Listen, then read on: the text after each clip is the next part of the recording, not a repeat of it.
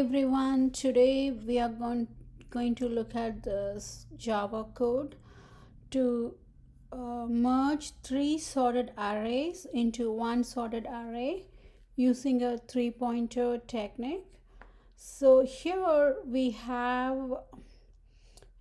as you can see in the main method, we have the array A which has 1, 4 and 7 and B which has 2, 5 and 8, and the elements in integer array C or int array C or 3, 6 and 9. So we need to merge them into one. Let's look at the merge method. It's taking in the arrays A, B and C as the inputs, and we have three pointers I, J and K. They all are starting at 0, and we are going to store the result, the merged array, one merged sorted array, into an array list and called result. And here's the while loop. The condition for the while loop,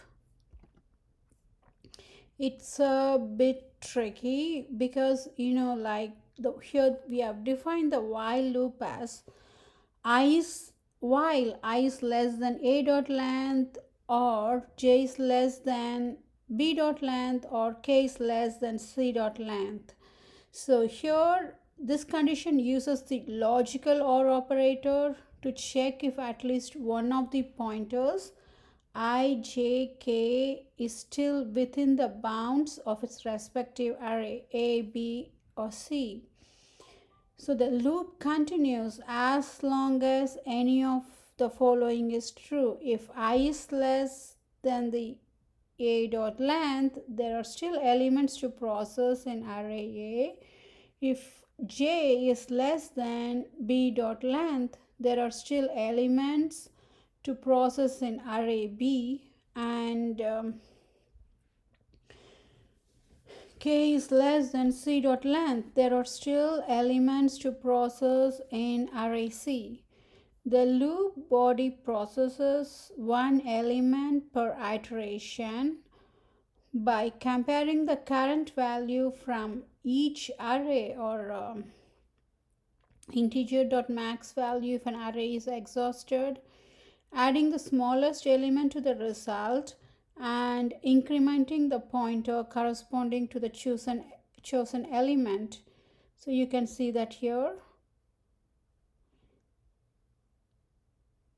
And so when does this loop exist? The loop exists when all the condition becomes false. That is when I is greater than or equal to the A dot length, and J is greater than or equal to the B dot length, and K is greater than and equal to C dot length. This means that loop stops only when all arrays have been fully processed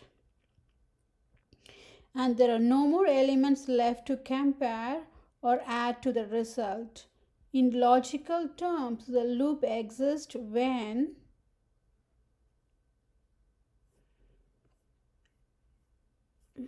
I is less than A dot length, or B is less than or J is less than B dot length, or K is less than C dot length, and negation of that. So when we use the De Morgan's law, this becomes equivalent to I is greater than or equal to A dot length, and J is greater than or equal to B dot length, and K is greater than or equal to C dot length. So let's walk through the given example here, the given input. So first, what's happening, we are going inside the while loop, and so we are computing A. The local variable A is like let's say now at first step the I would be 0, right? Yeah, so I is going to be 0, and now when I is 0, yeah, it's obviously less than the a dot length, which is obviously 3 here, 1, 2, and 3. And so if that's the case, a becomes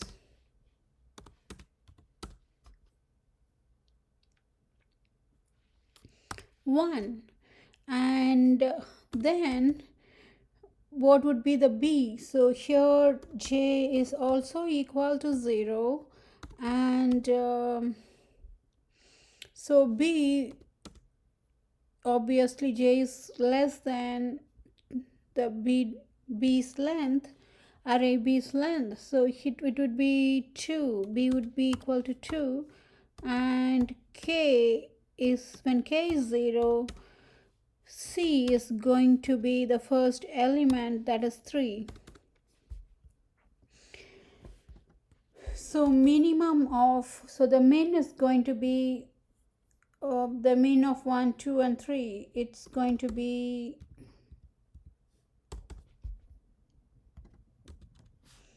1. So we are adding the,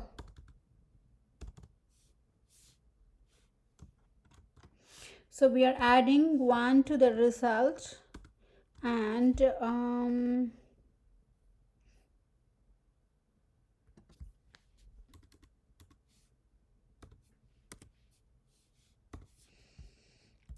here, so the min, it's equal to a, so we are saying I, so I is becoming 1 now,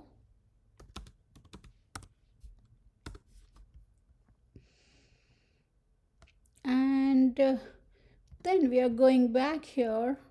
So here now, because now we have I is equal to 1, and so here still I is less than a dot length, and j is less than b dot length, and k is less than c dot length. So the loop continues, and I becomes 1 now, so a is going to be the second element, which is 4, and j and k are not changed. And then what we are going to do, the min is now obviously 2, the min is going to be 2 now, so we are adding 2 here, and yes, the min is b. We selected b as the min here. I mean, we didn't select it, it happens that min is b, so min is equal to b, so j is incremented by 1, so j becomes 1 now.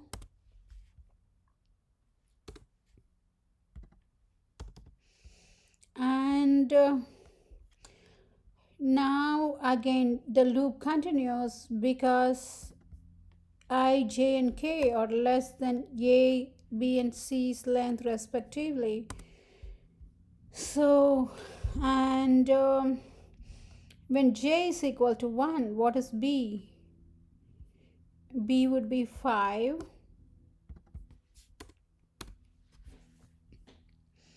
So here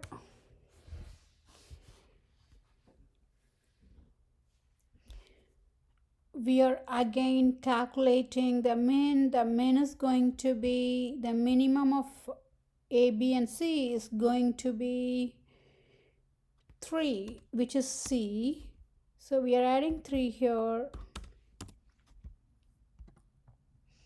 and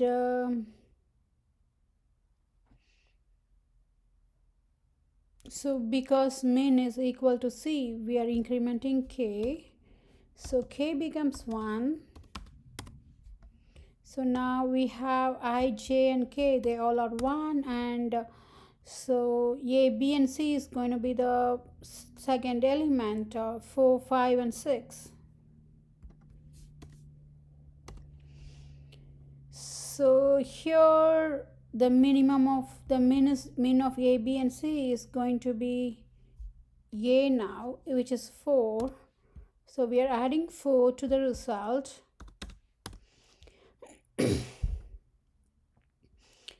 and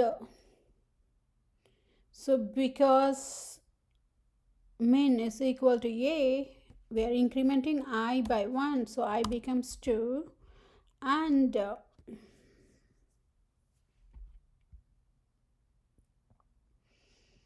let's continue the loop again. So again, still I, j and k are less than a, b and c's length, which is 3.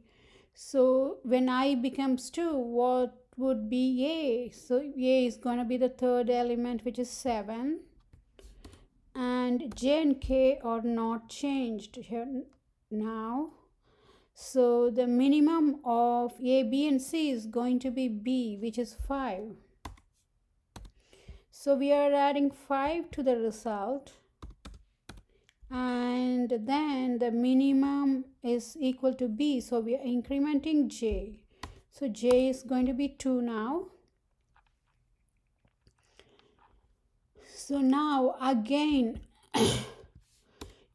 I, j and k haven't reached 3, which is the length of a, b and c's length, and now we are going to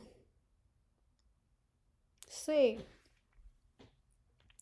we are going to compare a, b and c. So when j is equal to 2, yes, we have b as 8, and when we compare a, b and c, it is going to be the minimum is c, which is 6. So we are going to add 6 to the result, and we are going to increment k because the min is c now. And now when a, I, j and k are 2, they are still less than the a, b and c's length. So it's still false, false and false. I'm sorry, true, true and true. I is less than a's length, yes, true. J is less than b's length, true. K is less than c's length, yes, true. So now I, j and k are 2, 2, 2. So a, b and c is going to be 7, 8 and 9.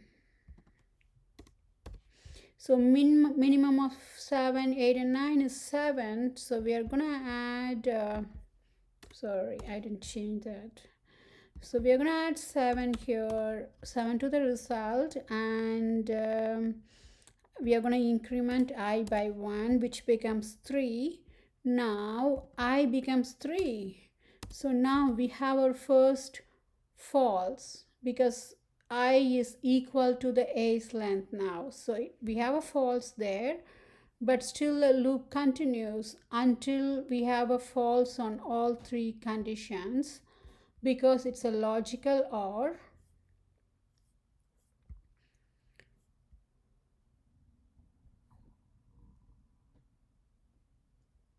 So, and here, so this is very important because we can exit the loop only when all 3 conditions become false. That means only when all the 3 arrays are exhausted. So now we have exhausted only a, and now we are saying like a is no false, so a becomes the max value, and now min of a, b and c is going to be b, which is 8. So we are going to add 8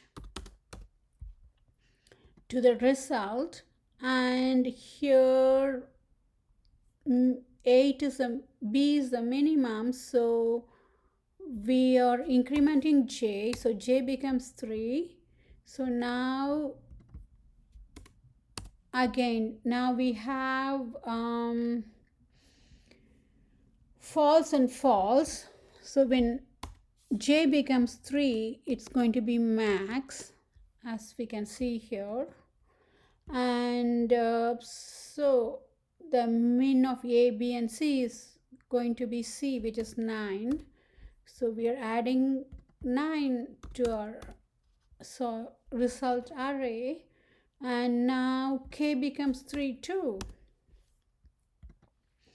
Now when we check the conditions,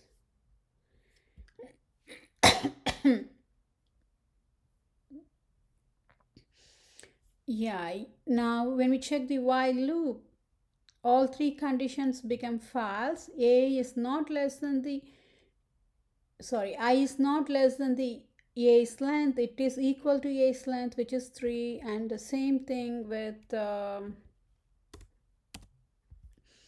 J and K. J is equal to B's length and K is equal to C's length. So we have false, false, and false. So that means false, false. Let me write it here. False, logical, or false, logical or false. It becomes false. So now we are exiting the loop and we are returning the result. So the role of the logical OR here is the loop continues if any array has elements left. If it doesn't exist just because one array is exhausted.